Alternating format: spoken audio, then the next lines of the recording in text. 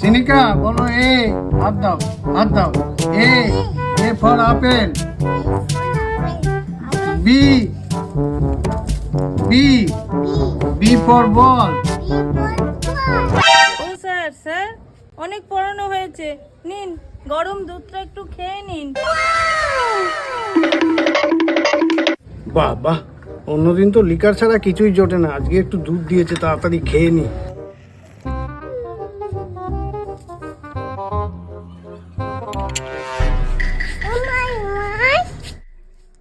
কি রে, কি হয়েছে? মাই তোমার বিলালের খাওয়া দুধটা চাল খেয়ে নিয়েছে। নষ্টও হলো না।